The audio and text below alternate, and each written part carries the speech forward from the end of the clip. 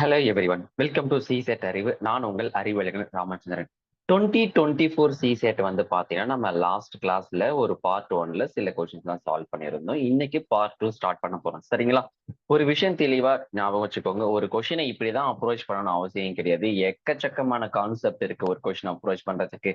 சில பேர் ஆப்ஷன்ஸ்ல இருந்து போவாங்க, சில பேர் வந்து பாத்தீங்கன்னா ஷார்ட்கட்ஸ் பயன்படுத்துவாங்க, சில பேரு யுனிவர்சல் கான்செப்ட், அதாவது ஒரு கன்வென்ஷன்ல இப்படிதான் ஒரு சம்ம போடணும் லாஜிக்ஸ் இருக்கும் இல்லையா, அந்த லாஜிக்ஸ்ல ஸ்டெப் ஸ்டெப்பா போடுவாங்க. நமக்கு தேவை சரியான ஆன்சர். நம்ம பயன்படுத்தக்கூடிய ஷார்ட்கட் லாஜிக்ஸ் எல்லா சம்முக்கும் அதே மாதிரி கேட்டா டேலி பண்ணணும், அவ்வளவுதாங்க. ஓகேவா? இப்ப ஆவரேஜ்ல இருந்து ஒரு கொஸ்டின்ஸ் கேட்டிருக்காங்க. இந்த கொஸ்டினுக்கு ஒவ்வொருத்தங்க ஒவ்வொரு மாதிரி போட்டிருக்கலாம். பட் நான் என்ன பண்ண போறேன்னா, கிளாஸ்ல டீச் பண்ணிருக்கக்கூடிய கான்செப்ட்லயே இந்த சம்ம நான் கொண்டு வர போறேன். புரிஞ்சுதுங்களா என்ன சொல்றேன்னு சொல்லிட்டு? இந்த செம் நான் கிளாஸ்ல எப்படி டீச் பண்ணிக்கணும் அதே மாதிரி கான்செப்ட் கொண்டு வர போறேன். கொஸ்டின் ஒரு தடவை நிதானமா படிச்சுக்கோங்க. Weight of 6 boys, weight of 7 girls, weight of 3 men, weight of 4 men are equals கொடுத்துருக்கானுங்க. அதன் பிறகு ஆவரேஜ் வெயிட் ஆஃப் உமன் வந்து பாத்தீங்கன்னா 63. ஆவரேஜ் வெயிட் ஆஃப் பாய்ஸ் என்னன்னு கேட்டிருக்காங்க. நான் எப்படி அப்ரோச் பண்ணி பாருங்கம்மா. அப்போ 6 boy equal to 7 girl equal to 3 men equal to 4 woman. இதுதான் நான் உங்களுக்கு வந்து பாத்தீங்க அப்படின்னா ரேஷியோ அண்ட் ப்ரொபோர்ஷன்ஸ் நடத்துறப்போ ஹைடிங் மாடல் கான்செப்ட் டீச் பண்ணியிருப்பேன். யாருக்கு நீங்க ரேஷியோ கண்டுபிடிக்க போறீங்களோ அவங்கள சுத்தமா கையை வச்சு மறைச்சிக்கணும். ரிமைனிங் உங்க கண்ணுக்கு தெரியக்கூடிய எல்லா நம்பரையும் மல்டிபிள் பண்ணணும்னு சொல்லி கொடுத்திருப்பேன் நான். கரெக்டா? இப்ப நான் ஃபர்ஸ்ட் பாய்ஸ்க்கு ரேஷியோ கண்டுபிடிக்க போறேன்னா, பாய்ஸ் இருக்கக்கூடிய நம்பரையும் அந்த பாய் பீன் போட்டிருக்கலையே அதையும் கை வச்சு மறைச்சுக்கோங்க விரலால. மத்த உங்க கண்ணுக்கு தெரிய எல்லா நம்பரையும் மல்டிபிள் பண்ணிக்கோங்க. யார் எடுத்துக்கிறாங்க? 7 3 4 மல்டிபிள் பண்ணிக்கோங்க. அப்போ பாய், கேர்ள், மென், உமனுக்கு ரேஷியோ கண்டுபிடிக்க போறேன். அப்ப அந்த மாதிரி நான் பண்றப்போ எனக்கு 7 3 4 மல்டிபிள் பண்ணா எனக்கு என்னமா கிடைச்சிருப்பாங்க? 84. அதே மாதிரி கேர்ள கை வச்சு மடிச்சிட்டு மத்தவங்கள மல்டிபிள் பண்ணுங்க. 6 3 4 மல்டிபிள் பண்ணா 72. அடுத்தது 168. அடுத்தது 126. இவங்களை காமன் டேர்ம் ரிமூவ் பண்ண முடியுமான்னு செக் பண்ணி பாருங்க. ரிமூவ் பண்ண முடிஞ்சா ரிமூவ் பண்ணிடணும். கண்டிப்பா 2 டேபிள் ரிமூவ் பண்ணலாம். அப்போ 42 ஈஸ்ட் 36 ஈஸ்ட் 84 ஈஸ்ட் 63. இதுதான் எனக்கு ஃபைனலா கிடைச்சிருக்கூடிய ரேஷியோ. இப்போ நான் இப்ப உமனுக்கு வந்து பாத்தீங்கன்னா எத்தனை பார்ட் கண்டுபிடிச்சிருக்கேன்னு பாக்குறேன். சோ 63 இருக்கு. அவனே 63 தானே கொடுத்திருக்கான். ஒருவேளை அவன் கொஸ்டின்ல 63 கேஜிக்கு பதிலா, நல்லா லெசன் பண்ணுங்க, 63 கேஜிக்கு பதிலா ஒருவேளை 126 கேஜி கொடுத்திருக்கான். அப்ப 63 பார்ட் ஈக்குவல் டு 126 போடுவீங்க. 1 பார்ட் வந்து 2ன்னு கண்டுபிடிச்சிருப்பீங்க. புரிஞ்சுதா? பட் பரவாயில்ல, நம்ம நேரம் வந்து பாத்தீங்கன்னா 63 அப்படியே கரெக்டா இருக்கு. அப்ப 63 part equal to 63, 1 part equal to 1. அப்ப என்ன கேட்டிருக்கான்? பாய்ஸ் கேட்டிருக்கான். பாய் வந்து எத்தனை பார்ட் இருக்கு? 42. இப்போ 42 into 1 42. அப்போ செகண்ட் ஆப்ஷன் தாங்க. புரிஞ்சுதாமா? இப்படியும் போடலாம், இப்படியும் யோசிக்கணும். ஓகே, நோட் பண்ணிக்கோங்க இந்த கொஸ்டினை.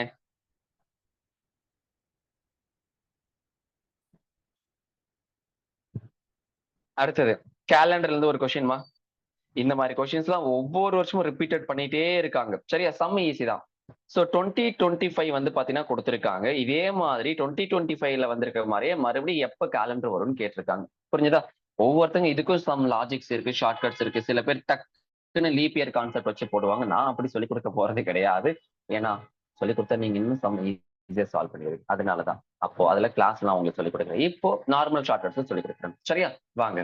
அப்போ 2025 கொடுத்திருக்காங்களே, இவன் என்ன இயர் கொடுத்திருக்கானோ அது கூட நெக்ஸ்ட் இயர் நான் எடுத்து எழுதணும். 2026, 27, 28, 29, 30, 31, 32. இந்த மாதிரி நான் எடுத்து எழுதிட்டே போறேன்.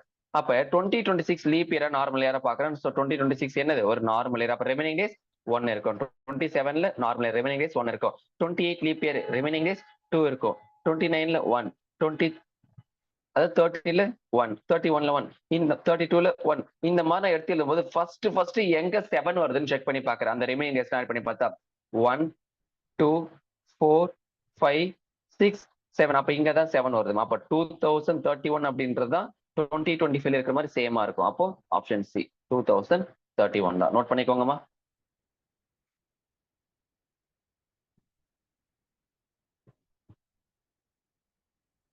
அடுத்தது ஒரு மாதிரி ஸ்டேட்மெண்ட் பேஸ் பண்ணி கேள்வி கேட்டிருக்காங்க பாருங்க. இதெல்லாம் ரொம்ப ஈஸி தான்மா. சரியா? ஸ்டேட்மெண்ட் பேஸ் பண்ணி கேட்டிருக்கிறதுலாம் ஈஸி தான். சரியா? என்ன சொல்லியிருக்காங்கன்னா PQRS சொல்லிட்டு 4 பாசிட்டிவ் இன்டிஜர் சொல்லியிருக்காங்க. அதுல PQ அப்படின்றது ஒரு ஆட் நம்பரு, RS அப்படின்றது ஒரு ஈவன் நம்பர். அதை நான் ஃபர்ஸ்ட் எடுத்து எழுதிக்கிறேன். P அண்ட் Q இவங்க 2 பேரும் ஆட் நம்பர். அடுத்தது RS இவங்க 2 பேரும் ஈவன் நம்பர் எடுத்து எழுதிட்டேன். எனக்கு தெளிவா தெரியும் எவ்வளவு பெரிய நம்பர் கிடைச்சிருந்தாலும் இப்போ உங்களுக்கு ஒரு ஈவன் நம்பர் கூட மல்டிபிள் பண்ணா என்னதான் கிடைப்பாங்க, எனக்கு ஈவன் தான் கிடைப்பாங்க. அப்ப அங்க பாருங்களேன், இப்ப எக்ஸாம்பிள் வந்து பாத்தீங்கன்னா பெரிய நம்பர் எக்கச்சக்கமான இவ்வளோ, அதாவது 1 2 அதாவது 1 3 5 7 என்னென்னமோ இருக்கு. இதெல்லாம் நான் சிம்பிளிஃபிகேஷன்ஸ் பண்ணா எனக்கு ஒரு ஆட் நம்பர் 7 கிடைக்கிறாங்க. அவங்களை கொண்டு வந்து ஒரு ஈவன் நம்பர் கூட மல்டிபிள் பண்ணா ஆன்சர் ஒரு ஈவன் நம்பர் தான் வருவாங்க. சும்மா புரிதலுக்காக இது எழுதுறேன், புரியுதா? அப்ப அதே மாதிரிதான் ஸ்டேட்மெண்ட் 1ல பாருங்களேன், அவன் p minus R whole square கொடுத்திருக்கான் இன்ட்டு கியூ இன்ட்டு எஸ். அப்ப கண்டிப்பா அந்த p மைனஸ் ஆர் ஹோல் ஸ்கொயர்ன்றது ஒரு ஆடா வந்திருக்கலாம், ஈவனா வந்திருக்கலாம், அது எனக்கு மேட்டரே கிடையாது. கரெக்டா? ஆனா அவன் கடைசியா கியூ இன்ட்டு எஸ்ன்றது யாரு? ஒரு ஈவன். அங்க மல்டிபிள் பண்ணிருக்கான். அப்ப கண்டிப்பா எஸ்ன்றது ஒரு ஈவன் நம்பர் அப்படின்னா ஆன்சர் கண்டிப்பா ஈவனா தான் இருக்கும். அப்ப ஸ்டேட்மெண்ட் 1 கரெக்ட். அப்ப கண்டிப்பா செகண்ட் ஆப்ஷன் தூக்கிடலாம்ல, ஏன்னா 2 1 3 மட்டும் தான் கொடுத்திருக்கான். அப்ப செகண்ட் ஆப்ஷன் வர மாட்டாங்க. அப்ப ஸ்டேட்மெண்ட் 1 கரெக்ட். புரிஞ்சுதா? ஸ்டேட்மெண்ட் 2லயும் செக் பண்ணி பாருங்க, அதுலயும் ஒரு எஸ் வந்திருக்கான் தனியா. எஸ்ன்றது யாரு? அவன் ஒரு ஈவன் நம்பர். அப்ப கண்டிப்பா ஸ்டேட்மெண்ட் 2வும் கரெக்ட் தான். அப்ப தேர்ட் ஆப்ஷன் தூக்குங்க இப்போ. அப்ப கண்டிப்பா இப்போ 1 வரணும், இல்ல அத லாஸ்ட் ஆப்ஷன் இல்ல ஃபர்ஸ்ட் ஆப்ஷன் யார் வேணாலும் வரலாம். கரெக்டா? உங்களுக்கு ஒரு விஷயம் தெரிஞ்சிருக்கணும். என்னங்க, நல்லா பாருங்க. Q பிளஸ் ஆர் என்ன சொல்லியிருக்கான்? Q plus R whole square. அதன் பிறகு P பிளஸ் எஸ் இஸ் ஆடான்னு கேட்டிருக்காங்க. கண்டிப்பா ஒரு இப்ப Q பிளஸ் ஆர், Q இங்க பாருங்க, Qன்றது ஒரு ஆறு, ஒரு ஆட் நம்பர், ஆர்ன்றது ஒரு ஈவன் நம்பர். அப்ப கண்டிப்பா அதை ஆட் பண்றப்ப எனக்கு ஒரு என்ன வரலாம்? ஒரு ஆட் நம்பர் வரலாம், ஆட் நம்பர். அதே மாதிரி P பிளஸ் எஸ் கண்டிப்பா ஒரு ஆட் நம்பர் வர வாய்ப்பு இருக்கு. அப்போ ஒரு ஆட் நம்பரையும் ஒரு ஆட் நம்பரை மல்டிபிள் பண்ணா எனக்கு என்னதான் கிடைப்பாங்க? ஒரு ஆட் நம்பர் தான் கிடைப்பாங்க. அப்ப கண்டிப்பா ஸ்டேட்மெண்ட் 3 கரெக்ட். அப்போ ஆப்ஷன் டி 1 2 3 கரெக்ட். இந்த மாதிரி கொஸ்டின் நான் கிளாஸ்ல பல தடவை சொல்லி கொடுத்துருக்கேமா. ஒரு போட்டோவே நான் ஷேர் பண்ணி இங்க பாருங்க எப்படி சிம்பிள்ஸ் மல்டிபிள் பண்றாங்கன்றதெல்லாம் நான் சொல்லி கொடுத்துருக்கேன். அதை ஒழுங்கா நோட்ஸ் எடுத்திருந்தா இந்த சம்பளம் அசத்தா ஓட்டி விட்டுட்டு போயிட்டே இருந்திருக்கலாம். இல்லைன்னா நீங்க தான் கஷ்டப்பட்டிருக்கணும். புரிஞ்சுதா? நோட் பண்ணிக்கோங்க. அடுத்தது சோ ஆங்கிள் கேட்டிருக்காங்க. ஆங்கிள் கண்டுபிடிக்க ஒரு ஃபார்முலா இருக்குங்க கிளாக்ல. சரியா? என்ன ஃபார்முலா அப்படின்னா hour into 30 minus minute into 11/2. இதுதான் ஆங்கிள் கண்டுபிடிக்க ஃபார்முலா. இப்ப ஹவர்ன்றது 4, அப்ப 4 இன்ட்டு 30 மைனஸ் மினிட் வந்து பாத்தீங்கன்னா 25, 25 இன்ட்டு 11/2. இப்ப இவங்க சிம்பிளிகேஷன்ஸ் பண்ணோம். 4 இன்ட்டு 30 எவ்வளவு கிடைச்சிருப்பாங்க? 120. அதன் பிறகு இவங்க சிம்பிளிகேஷன்ஸ் பண்ணீங்கன்னா 137.5. ஸோ ஆன்சர் எங்க? 17.5. இந்த மாதிரி கிளாக்ல வந்து பாத்தீங்கன்னா சிம்பிள் டசன்ட் மேட்டர்மா ஆங்கிள் கண்டுபிடிக்கும் போது. சரியா? அப்ப ஆப்ஷன் சி 17.5 தான் சரியான ஆன்சர். Kindly note it.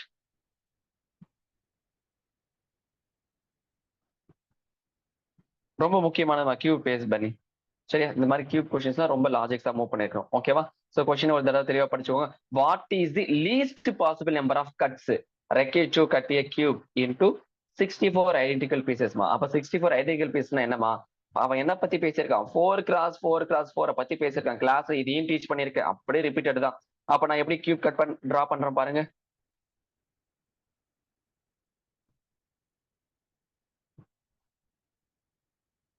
ஒரு கியூப் டிரா பண்ணிருக்கேன் பாருமா. இப்ப இந்த மாதிரி இருக்கும்போது நல்லா லெசன் பண்ணிக்கோங்க. நான் இங்க பாருங்க 3 கட் பண்றேன். 1 2 3 3 கிராஸா? அது மாதிரி இங்க பாருங்க 1 2 3. இங்க பாருங்க 1 2 3. இவ்வளவுதாங்க. அதாவது இப்போ வெர்டிகலாவும் கட் பண்ணிக்கிறேன். அப்ப இந்த மாதிரி நானு 3 கட், ஓகேவா? 3 கட் பண்ணும் பொழுது எனக்கு 64 கிடைச்சிருக்காங்க. ஒரு சைடு தெரியுமா? மொத்தம் எனக்கு கியூப்னா 6 ஃபேஸஸ் இருப்பாங்க. Front back top bottom adjacent adjacent சொல்லிட்டியா? அப்ப ஃப்ரண்ட்ல 3 கட் பண்ணிருக்கேன். அப்ப இங்க பாருங்க, நான் எடுத்து எதிர பாருங்க. இங்க ஒரு 3 கட் பண்ணிருக்கேன், இங்க ஒரு 3 கட் பண்ணிருக்கேன், இங்க ஒரு 3 கட். அது அந்த ஆப்போசிட் சேம் கான்செப்ட் தான், அதெல்லாம் மேட்டரே கிடையாது. சரியா? அப்ப மொத்தமா 3 3 3 எவ்வளவுங்க ஆன்சர்? 9. அப்போ ஒரு 64 அப்படின்னா வச்சுக்கோங்களேன், நான் 3 கிராஸ் 3 கிராஸ் 3ல கட் பண்ணியிருந்திருக்கணும். லாஜிக்ஸ் ஓகே தானே? நோட் பண்ணிக்கோங்கம்மா. அப்போ 3 பிளஸ் 3 பிளஸ் 3 ஆட் பண்ணா 9. இதுல அவ்வளவு பேர் லாஜிக்ஸ் எல்லாம் ஒண்ணுமே கிடையாதுங்க. சம் ரொம்ப ரொம்ப ரொம்ப ஈஸிங்க. Okay, note பண்ணிக்கோங்கம்மா. அடுத்தது எக்ஸ்பிரஷன்ஸ் பேஸ் பண்ணி கேட்டிருக்காங்க. ஆஸ் யூஷுவல் என்ன போர்டு மாஸ் ரூல் தான். ஸோ நாம கண்டிப்பா கிளாஸ்ல சொல்லி கொடுத்திருந்த டெஸ்ட் சீரிஸ்ல 2 3 கொஸ்டின்ஸ் இந்த மாதிரி கொடுத்திருந்தேன், அப்படியே ரிப்பீட் பண்ணியிருந்தாங்க. ஸோ ஒழுங்கா சொல்ற விஷயத்த ஃபாலோ பண்ணிருக்கக்கூடிய பீப்புள் இந்த வருஷம் நல்லா பண்ணி கிளியர் பண்ணியிருந்தாங்க. ஓகேவா? பாருங்க இந்த மாதிரி 5 4 3 2 1 கொடுத்துருக்காங்க. இடையில ஸ்டார் போட்டிருக்காங்க. ஸ்டார்ல வந்து பாத்தீங்கன்னா பிளஸ் மைனஸ் மல்டிபிளிகேஷன்ஸ் இந்த 3 சிம்பிள்ல வந்து பாத்தீங்கன்னா நான் என்ன சொல்லியிருக்கலாம்? யாராச்சும் ஒருத்தர் அட்மோஸ்ட் 2 டைம்ஸ், யாராச்சும் ஒருத்தர் நான் 2 டைம்ஸ் வரைக்கும் நான் யூஸ் பண்ணிக்கலாம். பட் எனக்கு என்ன கிடைக்கணும் அப்படின்னா, what is smallest non negative value of a given expressions கேட்டிருக்கானுங்க. அப்போ கண்டிப்பா நான் என்ன பண்ணணும் அப்படின்னா, ஃபர்ஸ்ட் எடுத்து எழுதிக்கிறேன் பாருங்க. 5, 4, 3, 2, 1. எனக்கு இந்த மாதிரி வரப்போ எனக்கு என்னென்ன சிம்பிள் கொடுத்துருக்காங்க? Plus, minus and multiplication. நான் கடைசியில எக்ஸ்ட்ரீம் ரைட் ஹேண்ட்ல மல்டிபிளிகேஷன் சிம்பிள் கொடுத்தாதான் எனக்கு வேல்யூ ரொம்ப குறைவா கிடைப்பாங்க. அப்ப கண்டிப்பா நான் என்ன செஞ்சிருக்கலாம்? இங்க 2, 1 இருக்கான்னு அந்த கேப்ல மல்டிபிள் சிம்பிள் பயன்படுத்திக்கலாம். மல்டிபிள் பண்ணா கண்டிப்பா வேல்யூ பெரிய பெரிய வேல்யூவா வருவாங்க. பட் மைனஸ்னா குறைவான வேல்யூ வருவாங்க. அதனால மைனஸ் எங்க என்ன சொல்லிருக்காங்க? ஏதாச்சும் ஒரு சிம்பிள் 2 டைம்ஸ் பயன்படுத்திக்கலாம் மேக்ஸிமம். அப்ப நான் மைனஸ் 2 டைம் பயன்படுத்திக்கிறேன். அப்ப ஃபர்ஸ்ட் எக்ஸ்ட்ரீம் லெஃப்ட்ல நான் 2 டைம்ஸ் மைனஸ் பயன்படுத்திக்கிறேன். கண்டிப்பா பிளஸையும் பயன்படுத்திக்கணும். இவ்வளவுதான். இப்ப போர்டு மாஸ்டர் பயன்படுத்துங்க. 2 into 1 2 கரெக்டா? அப்போ அடுத்த ஸ்டெப் என்னமா? 5 minus 4 minus 3 plus 2 இருக்கு. அடுத்தது அடிஷன் பண்ணணும். அப்ப என்ன பண்ணிருப்பீங்க? அடிஷன் அப்படின்னா 5 into ஆட் பண்ணா 7, minus 4 minus 3 ஆட் பண்ணா minus 7. அப்ப ஆன்சர் 0. அப்போ நான் நெகட்டிவ் வேல்யூ யாரு? 0. 0 நான் நெகட்டிவ் தானே? அவ்வளவுதாங்க. அவன் லாஜிக்கா தாங்க ஃப்ரேம் பண்ணுவான். நீங்க அந்த டைம்ல சடனா யோசிக்கணும். இல்லைன்னா மாட்டிப்பீங்க. இதெல்லாம் ரொம்ப லாஜிக்மா. சரியா? நான் கிளாஸ்ல டீச் பண்ணிருக்கேன். ஓகே, ஒழுங்கா கிளாஸ் லெசன் பண்ணலாம். இதெல்லாம் கண்டென்ட்டை மிஸ் பண்ணிருப்பீங்க. பல தடவை கேட்டிருக்காங்கம்மா இந்த மாதிரி கொஸ்டின்ஸ். சிசெட்ல இப்பதான் ஃபர்ஸ்ட் டைம் இன்ட்ரோடியூஸ் பண்ணியிருக்கான். யூபிஎஸ்சி நடத்தக்கூடிய மத்த சிஏபிஎஃப் சீரியஸ் ஆல்ரெடி கேட்டானுங்க. இதெல்லாம் அவனுக்கு பழசு. ஓகே, உங்களுக்கு புதுசு. அடுத்தது வாங்க. அடுத்தது டைம் அண்ட் ஒர்க்ல ஒரு கொஸ்டின்ஸ் கேட்டிருக்காமா. இதுவும் ரொம்ப ஈஸிமா. ஆனா பார்க்கதான் டைம் அண்ட் ஒர்க். அதில் லைட்டா பர்சன்டேஜ் மெஷ் பண்ணிருக்கான். கொஸ்டின் படிச்சுக்கோங்க. A certain number of men can complete a piece of work in 6K. So ஒரு குறிப்பிட்ட அமௌண்ட் இருக்காங்க. அந்த அமௌண்ட் வந்து பாப்புலேஷன் வந்து பாத்தீங்கன்னா M1 வச்சுக்கிறேன். ஏன்னா மென்னை பத்தி தான் பேசியிருக்காங்க. அதனால மென் 1 வந்து பாத்தீங்கன்னா ஒரு ஒர்க்கை நல்லா லெசன் பண்ணிக்கோங்க. மென் 1 வந்து பாத்தீங்கன்னா ஒரு ஒர்க்கை எவ்வளவு டேஸ்ல முடிச்சிருக்காங்க? ஒரு 6 டேஸ்ல முடிச்சிருக்காங்க. அடுத்தது அந்த கேன்றது ஒரு நேச்சுரல் நம்பர். அடுத்து என்ன கேட்கறான்னா 5K மென், சாரி, ஒரு மறுபடியும் ஒரு குரூப் ஆஃப் பீப்புள் M2 இருக்காங்க. அவங்க 5K டேஸ்ல முடிக்கணும் அப்படின்ற மாதிரி பேசியிருக்காங்க. அப்ப என்ன பர்சன்டேஜ் ஆஃப் மென்னை வந்து பாத்தீங்கன்னா நான் இன்க்ரீஸ் பண்ணணும்னு கேட்டிருக்காங்க. ஓகேவா? அப்ப பாருங்க M2ன்றது வந்து பாத்தீங்கன்னா 5K. ஓகே தானே? உங்களுக்கு தெளிவா தெரியும். அப்ப இதுல வந்து பாத்தீங்கன்னா அந்த ஃபர்ஸ்ட் M1 அப்படின்றவங்க அந்த குரூப் ஆஃப் பீப்புள் வந்து பாத்தீங்கன்னா 6K டேஸ். இது டேஸ் எழுதுனா இன்னும் ஈஸியா புரியும் உங்களுக்கு. அடுத்து இதுவும் days. M2 group of people வந்து பாத்தீங்கன்னா 5K டேஸ். அப்ப டேஸ் என்ன ரேஷியோலங்க இருக்காங்க? ரெண்டு இதுலயும் டேஸ் என்ன ரேஷியோ இருக்காங்கம்மா பாருங்க. டேஸ் வந்து பாத்தீங்க அப்படின்னா 6:5 ரேஷியோ இருக்காங்கன்னா அப்ப கண்டிப்பா மென்னோட ரேஷியோ எப்படி இருந்திருப்பாங்க? 5:6 இன்வெர்ஸ் கான்செப்ட். அப்ப இனிஷியலா 5 பேர் இருக்காங்க, இப்ப 6 பேர் இருக்காங்க. உங்களுக்கு பர்சன்டேஜ்ல வந்து பாத்தீங்கன்னா இன்க்ரீஸ் டிக்ரீஸ் மாடல் சொல்லி கொடுத்திருக்கேன். கரெக்டா? அப்ப ஃப்ரம் வேல்யூ என்னங்க இங்க 5 எவ்வளவுங்க இன்க்ரீஸ் ஆயிருக்காங்க? 5ல இருந்து 6க்கு போயிருக்காங்க. எவ்வளவு இன்க்ரீஸ் ஆயிருக்காங்க? 1 இன்ட்டு 100. ஏன்னா பர்சன்டேஜ் கண்டுபிடிக்கிறேன். அப்ப 100/5 என்னங்க கிடைச்சிருப்பாங்க? 20%. அப்போ ஆப்ஷன் சி. ஒண்ணுமே கிடையாது. நம்ம கான்செப்ட் ஈஸி. ஒழுங்கா நோட் பண்ணிக்கோங்க. Concept easy. புரிதல் இல்லைன்னா மாட்டிப்பீங்க. நான் அங்கங்க சொல்லி கொடுத்தது நீங்க இன்டர்லிங்க் பண்ணி போட்டிருக்கணுமா? ஓகேவா? அடுத்தது இன்னொரு கொஸ்டின் டைம் அண்ட் ஒர்க்ல இருந்து கேட்டிருக்காங்க. பாருங்க. எக்ஸ் அப்படின்றவங்க வந்து பாத்தீங்கன்னா ஒரு வேலையை 6 ஹவர்ல முடிச்சிருக்காங்க. ஒய் அப்படின்றவங்க ஒரு வேலையை 8 ஹவர்ஸ்ல முடிச்சிருக்காங்க. இசட் அப்படின்றவங்க ஒரு வேலையை 8 ஹவர்ஸ்ல முடிச்சிருக்காங்க. ஓகேவா? இந்த 3 பேருமே ஒர்க்ல ஈடுபட்டிருக்கணும். ஓகேவா?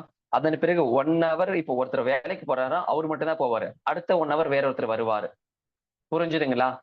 அப்ப இந்த மாதிரி இருக்கும்போது 3 பேருமே வேலைக்கு பயன்படுத்தி இருக்கணும். நான் குறைவான டைம்ல அந்த வேலையை முடிச்சிருக்கணும். அப்ப எவ்வளவு பாசிபிள் அப்படின்ற மாதிரி கேட்டிருக்காங்க. அப்ப நான் XYZ கொடுத்திருக்கக்கூடிய 6, 8, 8க்கு நான் எல்சிஎம் எடுக்கிறேன். 6,8,8க்கு நான் எல்சிஎம் எடுத்து எனக்கு 24 கிடைச்சிருப்பாங்க. 24 டாப்ல கொண்டு வந்து போட்டிருக்கேன். அப்ப மொத்தமா 24 ஒர்க் இருக்கு. எனக்கு 24 பார்ட் ஒர்க் இருக்கு. X 6 ஹவர்ல முடிச்சிருக்காங்க. 1 ஹவர்ல எவ்வளவுங்க முடிச்சிருப்பாரு? X 4 part per hour. அதே மாதிரி Y வந்து பாத்தீங்கன்னா 3 பார்ட் பெர் ஹவர்.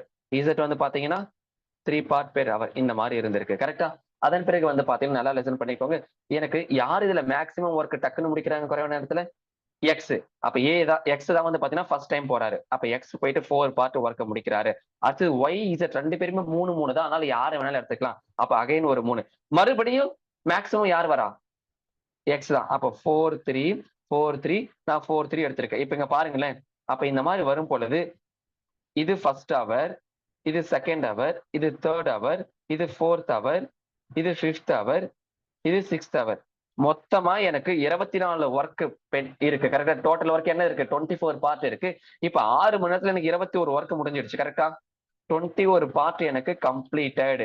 மொத்தமா 24 தான் இருக்கு. இன்னும் 3 ஒர்க் பெண்டிங் இருக்கு. அந்த 3வது ஒர்க் யார் செய்யலாம்? மேக்ஸிமம் முடிக்கக்கூடியவங்க யாரு? ஏன்னா அவன் பக்கத்துல 2 இது வந்திருக்க கூடாதுன்னு சொல்லியிருக்கான். 2 பேர் பக்கத்துல வரக்கூடாது. கன்சிக்யூட்டிவா வரக்கூடாதுன்னு சொல்லியிருக்காங்க. புரிஞ்சுதா?